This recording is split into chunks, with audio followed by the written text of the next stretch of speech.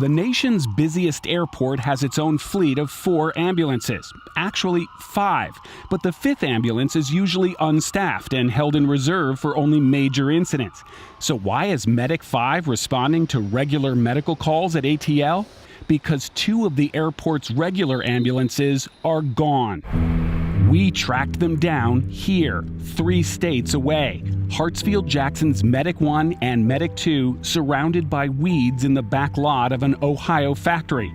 Instead of buying new ambulances, which could have replaced the 7-year-old units the day they were ready, the airport decided to send half its regular EMS fleet for extended rebuilds out of state. I don't know what their ETA is, but we need to get this lady up off her floor. Here's 76-year-old Carol Chapman tripping over another passenger's luggage at the main TSA checkpoint in July. Right now we have a female who dislocated her hip, and she's just sitting on the floor waiting for a transport unit. We have since confirmed she actually had a broken femur requiring extensive surgery and treatment costing $176,000. Did you break your leg? But Chapman was forced to wait 95 minutes before the airport could find her an ambulance from another city, because the airport's remaining ambulances were on other calls and the rest of the fleet was parked 500 miles away. You know, there's questions circling around our EMS system at the airport. There's been some slow response rates. In August, Atlanta City Council asked Airport General Manager B. Biodari about the EMS delays we had uncovered. We were told at the time when those 2 ambulances went into the shop that it will only take 90 days to get it back in service. However, because of the disruption of the supply chain, we were informed that it would take 180 days to get those ambulances back. But the city knew long before the airport sent these ambulances to Ohio, they'd be stuck there for at least 6 months. The Reveal investigators obtained the vendor's quote through open records. In November of last year, Atlanta's Fire and Rescue Department was told that each ambulance would be gone for approximately 240 days.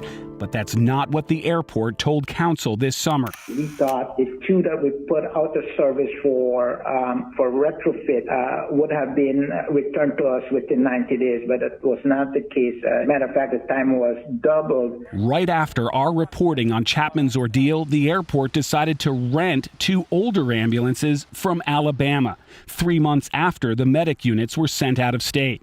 Both rented ambulances failed their initial inspections by Georgia's Department of Public Health. The temporary replacement for Medic 1 is 19 years old. The rented Medic 2 is 15 years old and sat unused for a full month outside the airport shop because of multiple issues, including a broken door latch and the wrong color emergency lights. Both Alabama units eventually passed re-inspection and are now making medical runs at Atlanta's airport. The next stop is for domestic baggage claim. You're here for your son's wedding. Yes. And his father's not going to be there. Dad's not here, and you can't fill that spot ever. Ruth Lawson returned to Atlanta after moving away, flying into the same airport where she watched her husband Thomas die from a heart attack while waiting 22 minutes for paramedics to show up and start CPR. Sitting on the airplane, I was lucky enough to have an empty seat. And then I have an empty seat. There's supposed to be somebody sitting here. Thomas. That seat will be empty forever, even if there's another body in it. It's not the one who's supposed to be there. All the ambulances were still at the airport last November, but the closest rescue station had already been bulldozed to make way for 5 new passenger gates. That was Fire Station 32, right there. But it was demolished by the time you called 911. You were just on the other side of this parking garage. Yep.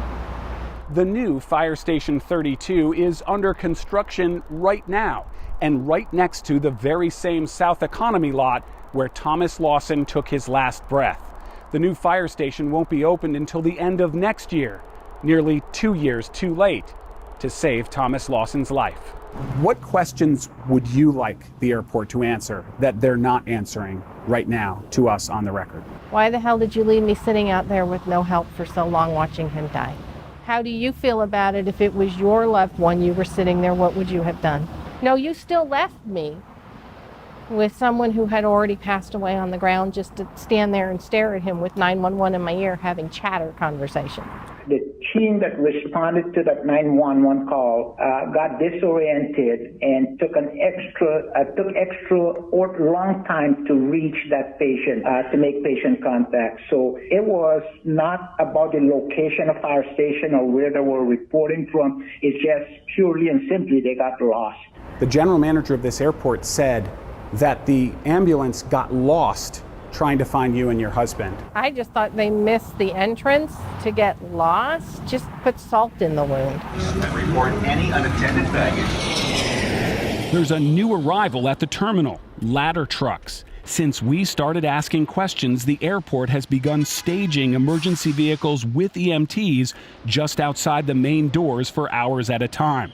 By having rescuers sit in their vehicles instead of a distant firehouse, the average medic unit response time has dropped below 8 minutes for the first time in 2 years, and the airport has shaved 40 seconds off the average overall EMS response time since our first story aired. Because of the incident in the parking lot, we are moving forward to hire an entire cadre of dispatchers who are certified to do emergency medical dispatching. Every 911 dispatcher here could not give CPR instructions, and now they can. Now all of them will be trained to give pre-arrival instructions. That has got to give you some solace. It's too late for me.